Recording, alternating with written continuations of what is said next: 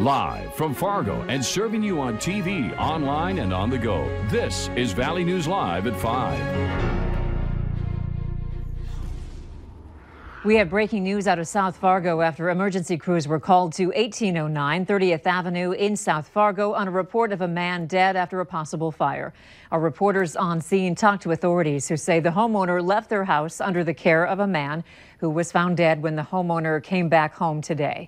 At this time, fire investigators say there is evidence of a minor fire in the home, but there's no external damage. It is unknown if the cause of death is related to the fire, and at this time, investigators say they aren't looking at the death as suspicious. The Red Cross is on scene working to help find the homeowners a place to stay, as this is an ongoing investigation. Keep it tuned to Valley News Live at 6 for more on this developing situation. It is snowing hard again in some areas, adding another layer of trouble out on the roads for drivers. Already, numerous accidents popping up around the Fargo-Moorhead metro area, including this one on I-94 near Barnesville. Troopers had to close down a portion of the interstate eastbound and add a temporary detour because of several crashes in that area. The interstate has since reopened. And on top of all the snow, we might also see some freezing drizzle tonight. Let's head over to Hutch right away to find out how much snow we're expecting and when it will move out. Hutch? Thanks so much, Andrea. We do have limited visibility here in the FM area, but the bands of heavier snow have been focused more just to our south and southeast. Now, here's a look at that latest radar. And as we take a look, the light blues, light snow, the dark blues from Ellendale to just outside Fargo near Kindred and Leonard is where we have some more intense bands. Earlier in the afternoon, the Ellendale area did report already close to 3 inches of snow on the ground. So some of these areas are going to have some lofty snow totals as we go through the evening hours, and roads, even with a light amount of snow, are very slippery. So from Ellendale through the Lisbon and Gwinner areas into northern Richland County, this is where that focus has been for the last 3 hours, and it's extended into Clay County, the southern reaches near Barnesville, and Lakes Country just south of Detroit Lakes. So all roads becoming slippery. Up north, things fairly quiet. Here is a look from the DOT camera. This is near Verona, Highway 13, completely covered with snow at this hour.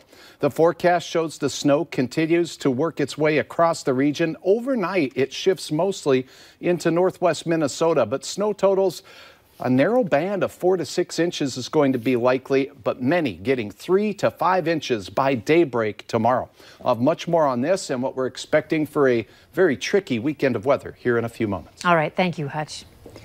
There's new information tonight on that disturbing story about a dog being shot and the video of it being passed around on social media.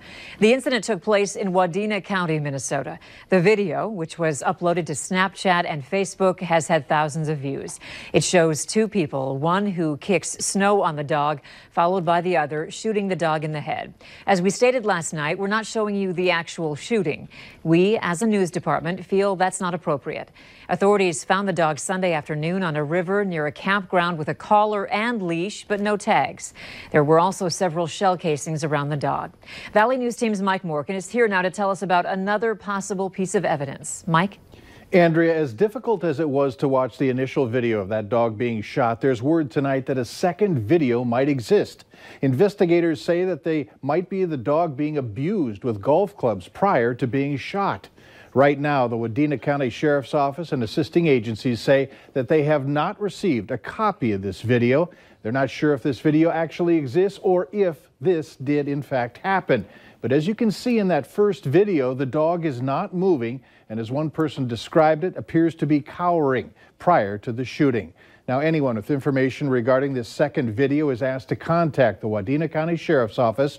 The phone number is 218-631-7600. Andrea? All right. Thank you, Mike. While we do know the names of the people on the first video, we are not releasing them because no charges have been filed. Authorities say they know who the people are and they have talked with them. This week's Valley's Most Wanted is 36-year-old Rafael Buenfil. Police say he's wanted for felony fleeing and reckless endangerment, along with felony theft of property. You can call your local law enforcement if you have any information on him. A Moorhead woman facing several charges after a fatal crash last summer has decided to change her plea. Chelsea LaCroix appeared in Cass County Court Thursday. She plans to plead guilty to manslaughter, aggravated assault, and possession of stolen property. All three are felonies. In exchange for the plea, prosecutors will drop 2 other charges. In July of last year, LaCroix was driving a stolen Chevy Cruze in North Fargo. As she was speeding, she lost control and killed one of her passengers. LaCroix's next court appearance is set for April 8th at 9 a.m. A North Dakota man has been sentenced to time served and a year of supervised release for stealing a forklift that he planned to use to attack President Donald Trump's limousine during a visit to a refinery in 2017.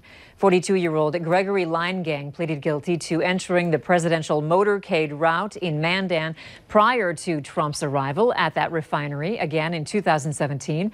The forklift got stuck in a gated area and Leingang fled on foot.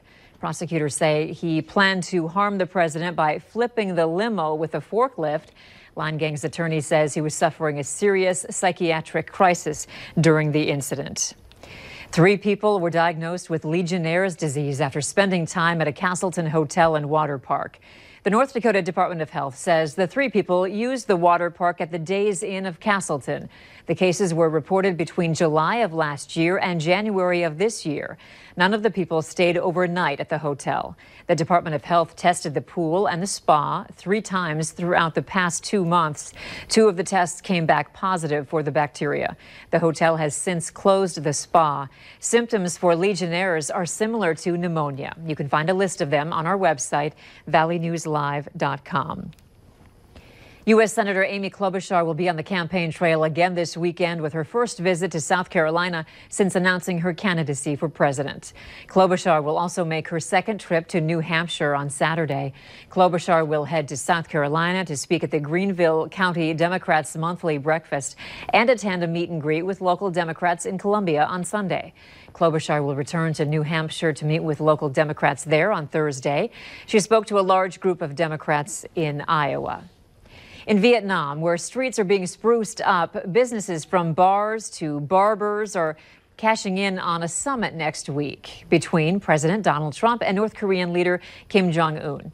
One business owner's shirts have attracted a curious crowd. He said he has sold more than 300 of his special edition shirts, the profits of which he said would go toward buying baguettes, which are popular in the former French colony, to give to poor people. One of his shirts bears Kim's face enlarged across the length of it. Another shows Trump and Kim together above the word peace. Yeah, definitely, because this is very important event attracting the attention from all over the world, so why not? I am a resident of the Hanoi, where the summit between the U.S. and North Korea will take place next week. Officials say parts of the city close to the expected venues have been tidied up and repainted. The mayor dog of Cormorant, Minnesota has gone to doggy heaven. A Facebook post on the Mayor Duke of Cormorant Village page says the dog passed away yesterday. In the post, it stated that there will be a memorial for Mayor Duke sometime in March or April at the Cormorant Town Hall.